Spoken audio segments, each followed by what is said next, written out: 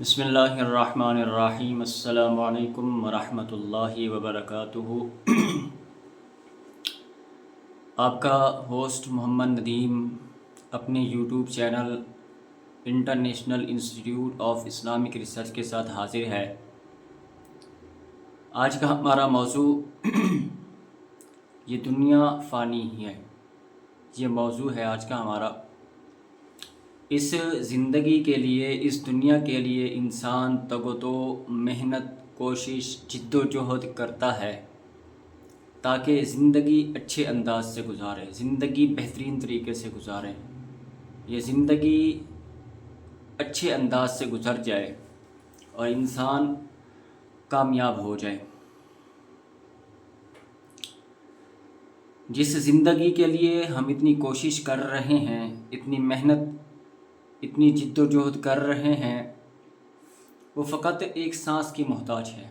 جب تک یہ سانس ہمارے سینوں میں چل رہا ہے، ہمارے جسم کے اندر چل رہا ہے، اس وقت تک کہ ساری چیزیں ہمارے اختیار میں ہیں۔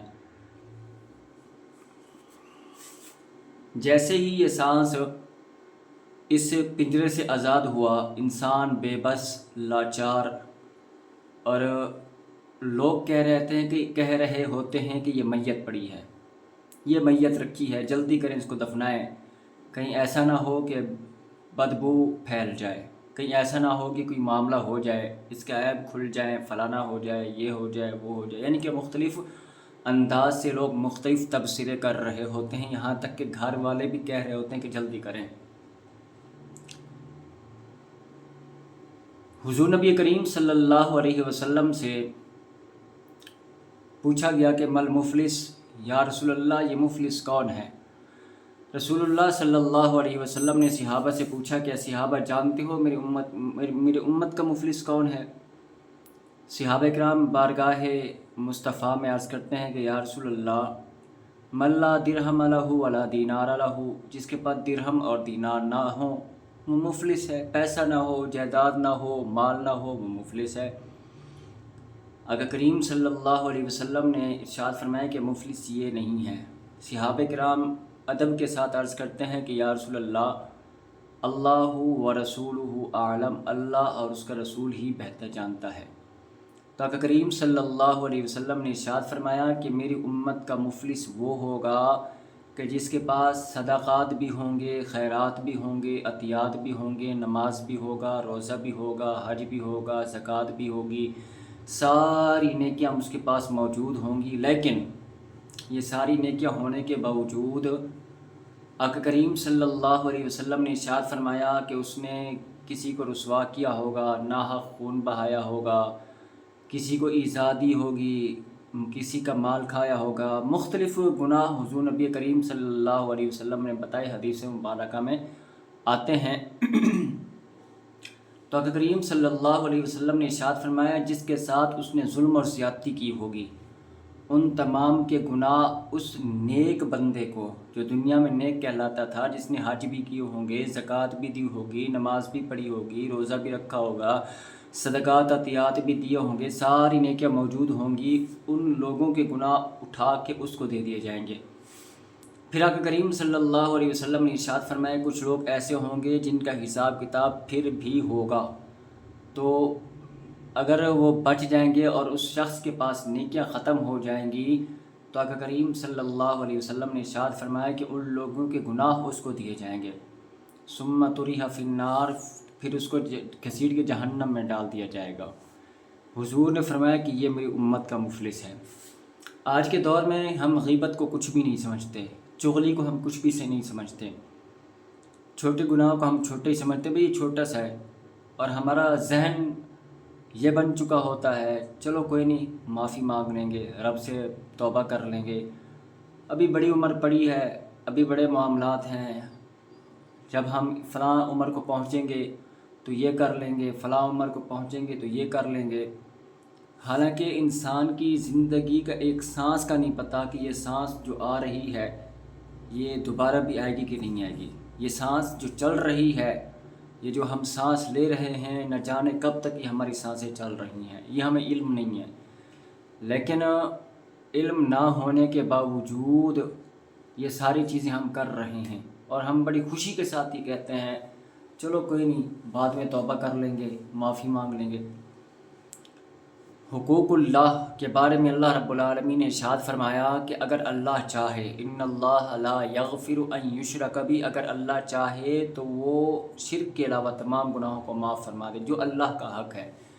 لیکن حقوق العباد کے بارے میں حدیث مبارکہ میں آتا ہے کہ جب تک بندہ اس بندے سے جس کو اذیت دی ہوگی، حق تلفی کی ہوگی، جب تک اس بندے سے معافی نہیں مانگے گا، رب تبارک و تعالیٰ بھی معاف نہیں فرمائے گا۔ جس طرح ایک چھوٹی سی نیکی ہوتی ہے، ہم چھوٹی نیکی سمجھ کے چھوڑ دیتے ہیں اور چھوٹا سے گناہ کو چھوٹا سمجھ کے کر لیتے ہیں، تو حدیث مبارکہ میں آقا کریم صلی اللہ علیہ وسلم نے ارشاد فرمایا کہ جب بندہ چھوٹے گناہ کو چھوٹا سمجھتا ہے تو پھر تمام گناہوں کو ہی چھوٹا سمجھنے لگ جاتا ہے، یہاں تک کہ اس کے دل پہ سیاہ نقطہ لگا دیا جاتا ہے۔ وہ بڑھتے بڑھتے وہ اتنا ہو جاتا ہے کہ اس کا دل ہی کالا ہو جاتا ہے، پھر اس کو گناہ نہیں سمجھتا، پھر وہ گناہوں کو گناہ نہیں سمجھتا، پھر وہ گناہ کو اچھے کام سمجھتا ہے۔ آج کل ہمارے سوشل میڈیا دیکھ لیں، یوٹیوب ہے، فیس بک ہے، انسٹاگرام ہے، ٹک ٹاک ہے، اب دیکھ لیں سر عام لوگ اپنی فیملیز کو سامنے لا رہے ہیں، اسکرین پہ لا رہے ہیں، یہاں تک کہ توبہ نعوذ باللہ من ذالک، یہاں تک کہ لوگ اپنے سہاگ رات کی ویڈیو بھی شیئر کر رہے ہیں۔ اللہ ان کو بھی ہدایت عطا فرمائے، اللہ ہمیں بھی ہدایت عطا فرمائے۔ حضور نبی کریم صلی اللہ علیہ وسلم کو معراج کی رات مختلف قسم کے مشاہدات کرائے گئے، اور جہنم کے مشاہدات بھی کرائے گئے، سیر کرے گی جہنم بھی لے جایا گیا، یعنی کہ دکھایا گیا کہ جہنم کی سیر کرے گی، اور دکھایا گیا کہ کن لوگوں کو کس قسم کے گناہ دیے جا رہے، کس قسم کے عذاب دیے جا رہے تھے۔ اللہ اکبر کبیرہ۔ اگر انسان کو معلوم ہو کہ اس کے ساتھ یہ معاملات ہوں گے تو انسان منٹ بھی نہ لگائے، تھوڑی سی دیر بھی نہ لگائے، وہ اللہ کی بارگاہ میں توبہ کر لے۔ لیکن کیا ہے، ہم اس آس پہ بیٹھے ہیں کہ جب موت کا وقت آئے گا تو ہم توبہ کر لیں گے۔ اے اللہ کے بندے، یہ وقت کسی نے نہیں دیکھا، اور آج کے دور کے اندر اچانک ہارٹ اٹیک، اچانک پتہ ہی کوئی نہیں چلتا، بیٹھا بندہ، صحیح سلامت بندہ منٹوں میں ختم ہو جاتا ہے۔ تو جب یہ چیزیں ہمیں معلوم ہیں تو ہم اس وقت کا کیوں انتظار کر رہے ہیں؟ ہم ابھی سے کیوں نہیں کرتے؟ ہم ان باتوں کو کیوں نہیں سوچتے؟ غور و فکر کیوں نہیں کرتے؟ اللہ رب العالمین نے یہی ارشاد فرمایا کہ 5 چیزوں سے پہلے غنیمت سمجھو۔ اس میں ایک یہ ہے کہ صحت کو مرض سے پہلے غنیمت سمجھو۔ اللہ نے صحت دی ہے، اس کو غنیمت سمجھیں اور اللہ کی عبادت کریں۔ اپنی جبین نیاز کو سجدوں کی لذت سے آشنا کریں، اپنی جبین نیاز کو سجدوں کی لذت سے آشنا کریں۔ آج کا پیغام یہ ہے کہ خود بھی قرآن پڑھیں، بچوں کو بھی پڑھائیں، ترجمے کے ساتھ پڑھیں، اگرچہ ایک آیت پڑھیں لیکن ترجمے کے ساتھ پڑھیں۔ آج کل فتنے، دیگر معاملات انتہا کے ہیں۔ جو بندہ آج کے دور کے اندر خود بھی بچ گیا، اپنے گھر والوں کو بھی بچا گیا، اس سے بڑا نیکوکار کوئی نہیں ہے، اس سے بڑا متقی اور پرہیزگار کوئی نہیں ہے۔ متقی پرہیزگار ہونے کے لیے یہ ٹوپی پہننا بھی ضروری نہیں ہے، یہ داڑھی رکھنا بھی ضروری نہیں ہے۔ ہاں، حضور کی سنت ہے، سنت سمجھ کے رکھیں، لیکن یہ نہیں ہے کہ داڑھی ہوگی تو بندہ متقی ہوگا، ٹوپی پہنے گا، پگڑی پہنے گا تو متقی ہوگا۔ ہم نے کئی داڑھی ٹوپی والے ایسے دیکھے ہیں جو انتہا کے گھٹیا ہوتے ہیں، گئے گزرے ہوتے ہیں، کہ جن کو بندہ دیکھنا بھی گوارا نہیں کرتا۔ تو پیغام یہ ہے، اللہ کی طرف رجوع کریں، رسول اللہ صلی اللہ علیہ وسلم کو راضی کریں۔ اگر اللہ اور اس کا رسول راضی ہو گئے تو ساری دنیا آپ کی ہے۔